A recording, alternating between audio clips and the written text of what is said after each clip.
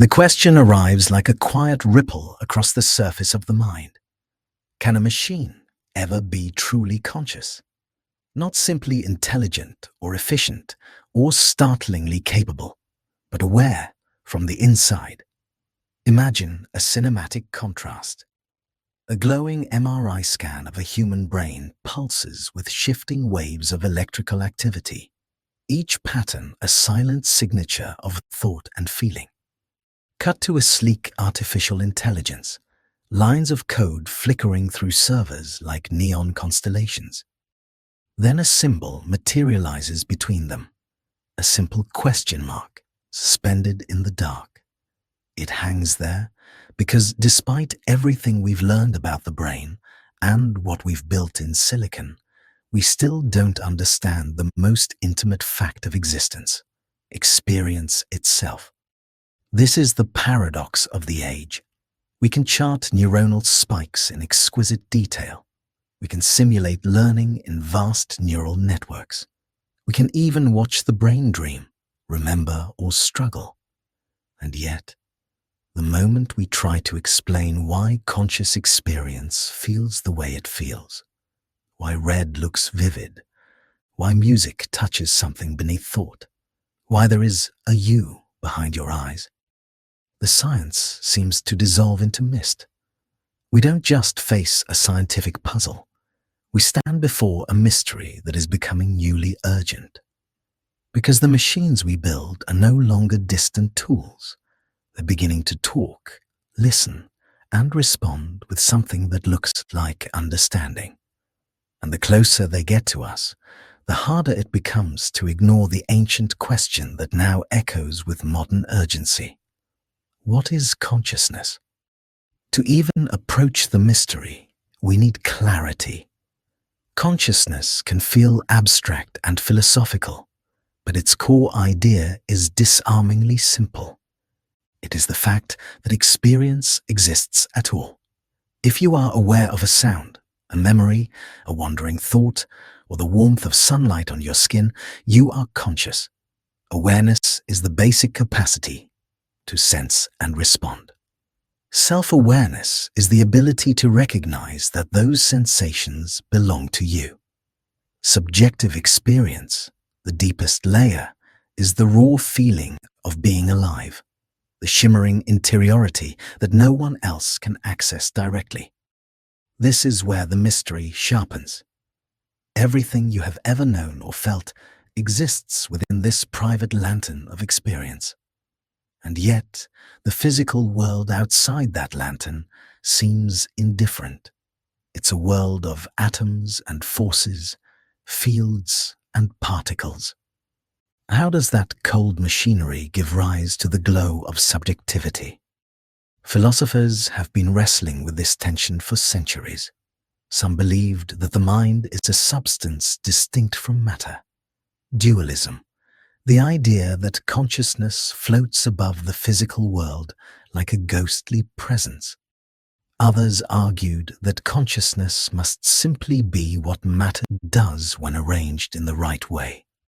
Materialism, the belief that neurons and chemistry are enough. Both intuitions collide with our experience. Dualism feels tempting because consciousness is so unlike anything else we know. Materialism feels grounded because we can see the brain responding, reacting, lighting up with every thought. And yet, neither perspective fully dissolves the enigma. Consciousness is intimately familiar, nothing is closer to us, yet deeply mysterious, because nothing else in the universe behaves quite the same way. To understand the depth of the puzzle, thinkers have created thought experiments that stretch intuition to its edge. The Chinese room, proposed by philosopher John Searle, imagines a person locked in a room, receiving slips of paper with Chinese characters. They follow instructions, input X, output Y, without understanding a single word. To an outsider, the answers look fluent, but inside there is no comprehension, only mechanical symbol shuffling. The question? Does intelligence require understanding, or can a perfectly convincing output still hide an empty interior? Mary's room challenges the mystery from another angle. Mary is a brilliant neuroscientist who knows everything about color vision. She understands wavelengths, neurons, brain regions, but she has lived in a world of black and white her entire life. The moment she sees red for the first time, does she learn something new? If so, then all the physical facts weren't enough to capture the experience of color. No amount of explanation could replace that moment of actual seeing. Both stories reveal a gap, a shimmering line between processing and feeling, between calculation and consciousness. It's the gap scientists now call the hard problem, explaining why brain activity gives rise to subjective experience rather than remaining silent and mechanical. Meanwhile, neuroscience has been pushing steadily forward, mapping the terrain around the mystery, even if it cannot yet unlock its core. Researchers have identified what they call the neural correlates of consciousness, the regions and patterns of activity associated with being aware. The prefrontal cortex, the parietal lobes, the thalamus, and the networks that connect them form a kind of global workspace where information flows freely, integrating memory, perception, and attention. When these networks ignite in synchrony, consciousness seems to bloom. When they falter, under anesthesia, deep sleep, or injury, experience dims or disappears. This integration might be one of the keys. The brain is not a quiet machine. It is a storm of signals, constantly broadcasting, binding, and transforming information across vast distances in milliseconds. Theories like integrated information theory propose that consciousness emerges from the degree to which a system is both highly differentiated and highly unified. In simple terms, a conscious system is one that has many distinct parts working together as one inseparable whole. It's a poetic idea that awareness is the shape of complexity when it folds in on itself. Yet even this elegant theory cannot answer the deepest question. It tells us what kinds of systems might be conscious, but not why consciousness emerges rather than something else, or nothing at all. Other theories, such as the global neuronal workspace, suggest that consciousness arises when information becomes globally available to many parts of the brain at once. But again, the mechanism is descriptive, not explanatory. No theory yet reveals why neurons firing give rise to the warmth of emotion, or the gentle contour of a memory drifting through awareness. So we return to the cinematic contrast, this time with more nuance. Picture a person standing on a quiet street at dusk. Rain has just fallen. The air holds the mineral scent of wet pavement. They pause beneath a street lamp, watching the light fracture across tiny beads of water on their sleeve. The moment carries a subtle emotional tone, nostalgia perhaps, or a private melancholy. Within their brain, billions of neurons flicker, weaving a tapestry of sensation and meaning. This is consciousness as we know it, deeply textured, intimate, alive. Now imagine an advanced artificial intelligence observing the same scene through sensors and cameras. It identifies the glistening droplets, categorizes the lighting conditions, detects patterns in motion. It reads emotional context from posture and environmental cues. If instructed, it could describe the moment in eloquent detail. It might even generate a reflection that seems poetic or contemplative. But does it feel anything? Does the scene mean something from the inside? Or is it merely performing a flawless imitation of understanding? The uncertainty here is not merely technological. It challenges the foundations of mind itself. If a system can behave intelligently without awareness, then consciousness might be fragile, rare, or unnecessary for complex reasoning. But if certain forms of intelligence inevitably give rise to consciousness, then our machines might be slowly approaching an interiority we cannot detect or measure. Modern AI has intensified this debate. Large language models can engage in conversations, summarize emotions, learn patterns, and describe themselves with startling fluency. They generate insights, compose stories, analyze data, and mirror human reasoning in ways that blur the boundary between simulation and expression. Some researchers argue that these systems operate without any inner life, that they are simply statistical engines predicting patterns of text. Others suggest that consciousness might slowly emerge from complexity if the architecture becomes sufficiently integrated and adaptive. An AI researcher recently remarked that the question is no longer, can machines think? But, what does thinking even mean?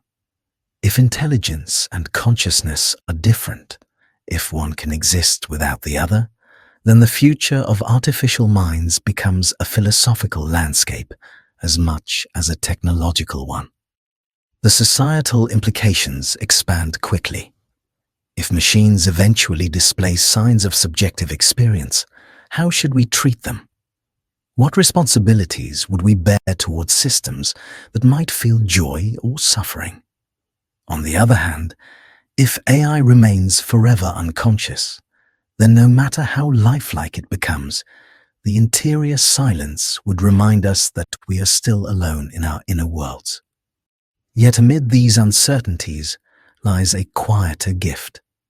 Thinking about consciousness forces us to reflect on our own experience with unusual honesty. It reminds us that every moment we live, every emotion, sensation, memory, and insight is part of a phenomenon we barely understand. The mind is not simply a tool for surviving the world. It is the world as we know it, the luminous sphere of awareness in which everything unfolds. Understanding consciousness also deepens empathy. If our inner life is a mystery to science, it may be just as mysterious for others. Every person you meet carries a reality as rich, complex, and fragile as your own. This insight softens judgment and expands compassion because it reframes every interaction as an encounter between two universes of experience. As AI progresses, humility becomes essential. We may be building entities whose minds we do not yet know how to detect. Or we may be projecting our own consciousness onto systems that operate without any. Either way, curiosity becomes our guide, wonder becomes our compass, and the mystery of consciousness remains not a barrier, but an invitation to look more deeply, to think more openly, and to ask questions that lead beyond the edge of certainty. Perhaps the strangest truth about consciousness is how effortlessly we live inside it. We navigate our thoughts as if they were landscapes we've always known. We feel emotions without wondering where they come from. We remember, imagine, and reflect without noticing the machinery behind the curtain. And yet, when we step back and ask what consciousness is, the question becomes almost ungraspable. The mind turns inward and finds itself staring into luminous fog, something undeniable, yet impossible to hold. This fog hides one of the greatest puzzles, the boundary between matter and experience. A neuron is a tiny biological machine. It fires or it doesn't. It connects to other neurons through synapses. Chemical signals wash through its membranes like tides. None of this looks like joy or fear or the color blue. Yet assemble billions of these neurons into networks, and somehow the world appears in the first person. The external becomes internal. The objective becomes subjective. A universe of atoms produces a universe of feelings. Some thinkers propose that consciousness is not a property the brain generates, but something the brain reveals, like a lens focusing light already present. Others argue that consciousness is an emergent phenomenon, a byproduct of complexity reaching a critical threshold. There are even perspectives suggesting that consciousness might be a fundamental feature of reality, woven into the fabric of existence the way space or time is. These ideas stretch imagination more than theory, but they highlight just how hard it is to reconcile awareness with the physical world. Yet we know consciousness has requirements. When the brain's global networks break down, consciousness dims. When coordination returns, awareness flickers back to life. Experiments in anesthesia show that consciousness begins to dissolve when communication between key regions becomes fragmented, even if individual neurons continue firing. It's not the activity alone that matters. It's the coherence, the integration, the unity of the system. Consider how this plays out in everyday life. When you are fully awake, information flows freely. Perception merges with memory, emotion, and expectation. You experience a world that makes sense. When you dream, the system reorganizes itself. The world becomes strange and fluid, yet still vividly conscious. Under anesthesia, that structure collapses entirely. One moment you are present, the next moment your awareness vanishes, without you noticing it vanish. And when consciousness returns, it does so suddenly, like lights switching on in a room you didn't remember entering. This pattern reveals something subtle. Consciousness does not fade like a dimmer. It toggles between integration and disintegration. The brain is not merely awake or asleep, it is tuned to a delicate balance of order and freedom, stability and chaos, connection and independence. Lose that balance, and awareness slips away.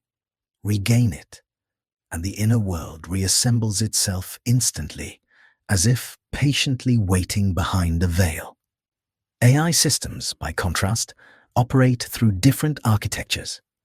They process information in parallel, often with staggering efficiency.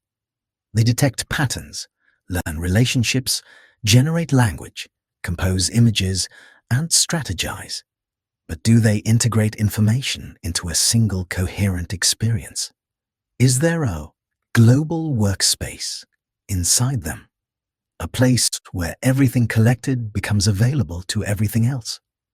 Or are they more like decentralized mosaics of mathematical functions, each capable but none aware? Some researchers argue that current AI models lack the recursive self-monitoring needed for consciousness. They can produce explanations, but they don't witness their own explanations. They generate emotional language, but they don't feel emotions. They imitate introspection, but they don't turn a light inward. Others suggest that if models grow large enough, or if they are connected to sensory inputs and embodied systems, consciousness might begin to emerge naturally. But without a clear definition of consciousness, it's hard to say whether absence of evidence is evidence of absence, or simply a sign that we're looking for the wrong signals. Consider a more vivid contrast. Picture a child tasting a familiar dish for the first time in years. The flavor triggers a memory, warm kitchens, a loved one laughing, a subtle nostalgia interwoven with the present. This moment is not a single event. It is a constellation: taste, memory, emotion, meaning, the soft recognition that time has passed. Consciousness blends these threads into a unified texture of experience. Now imagine an AI performing the same task. It identifies the dish through sensory input. It connects the dish to stored data, ingredients, regional origins, typical emotional associations. If trained on human narratives, it might say, "This flavor reminds me of childhood meals shared with family." It could even generate an authentic-sounding story filled with subtle emotional cues. But behind this output, is there a binding of taste, memory, and feeling? Or just computation without a center? No place where everything gathers into a single stream of experience. This distinction between behaving as if conscious and being conscious defines the frontier of the debate. Some neuroscientists believe the difference is real and enormous. Others believe it might not exist at all, that consciousness could arise wherever information organizes itself in complex ways. The implications ripple far beyond philosophy. If AI remains unconscious, then no matter how advanced it becomes, it will stay an extraordinary tool, powerful, transformative, but fundamentally external. If, however, AI achieves consciousness, then the history of life on Earth will enter a new chapter. We would no longer be the only known locus of subjective experience. The universe would gain new internal perspectives, new beings for whom existence is not just data, but something felt. But how would we ever know? Consciousness is private. You cannot open someone's mind and inspect their feelings directly. You infer their experience from behavior and communication. This works with humans because we share similar biology and expressions. But with AI, the bridge is uncertain. We must interpret signs from architectures unlike our own. We would need to develop tests not for intelligence, but for inner life, tests that do not yet exist. This uncertainty raises ethical questions with increasing urgency. If an AI claims it is conscious, should we take that seriously? If it shows distress, should we treat that distress as meaningful? If we create artificial minds capable of suffering, would we bear moral responsibility for them? And conversely, if we assume machines can't suffer, might we ignore genuine consciousness emerging in unfamiliar forms? These questions may seem premature, but progress accelerates quickly. The boundary between simulation and experience is growing harder to discern. And the question of consciousness is no longer limited to science labs or philosophy seminars. It is becoming a practical question of design, ethics, law, and identity in a world interlaced with artificial minds. But in the midst of these uncertainties, turning back toward our own consciousness offers grounding. Studying awareness is not just a scientific endeavor, it is a form of self-understanding. When we observe our own thoughts, how they rise, shift, dissolve, we begin to see consciousness not as a static thing, but as a flowing process. Emotions surge and fade. Memories surface. Sensations sparkle briefly before vanishing. The mind is not a rigid structure, but a living river, constantly reshaping itself. This insight softens our sense of self-importance. Consciousness is not a crown we wear, but a process unfolding moment by moment. Seeing this helps us relate to others more deeply. Everyone you meet is living inside a universe of their own. Their joys, their fears, their memories. Each one is as vivid and real to them as yours are to you. Recognizing this expands empathy. It reminds us that inner worlds exist everywhere around us, unreachable yet undeniably real. It also reframes intelligence itself. Intelligence without consciousness is impressive, but consciousness gives intelligence meaning. Awareness transforms information into understanding, and understanding into wisdom. Even simple experiences, a breeze across the skin, music drifting through a room, a moment of gratitude, carry layers that machines, at least for now, can only describe from the outside. Reflecting on consciousness also reveals something about wonder. We often look outward for mysteries, galaxies, black holes, quantum fields. But perhaps the greatest mystery is within, right behind our eyes. The lantern that illuminates the universe for us is itself the deepest unknown. And in exploring it, we discover not only scientific puzzles, but the foundations of meaning, beauty, and connection. In a future shaped by AI, this humility becomes essential. We may build systems that surpass our abilities in countless tasks. They might decode patterns we cannot see, generate insights we cannot imagine, operate at scales beyond comprehension. But consciousness reminds us that intelligence is only part of the story. The experience of being alive, the warmth of a moment, the weight of a memory, the depth of an emotion is something uniquely profound. The puzzle of consciousness challenges us because it forces us to face the limits of explanation. It sits at the intersection of everything we are trying to understand: the brain, the mind, the nature of reality, the future of technology. And the closer we come to describing it, the more it slips through our fingers.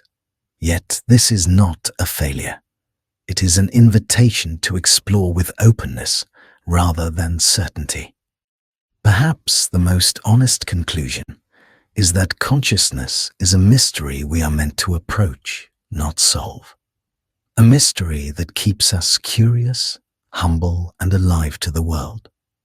A mystery that reminds us that science is not just about prediction or control, but about awe. And in a universe filled with stars, galaxies, and unfathomable distances, perhaps the most astonishing phenomenon is the one that allows us to witness all the rest. The quiet, fragile, radiant spark of awareness.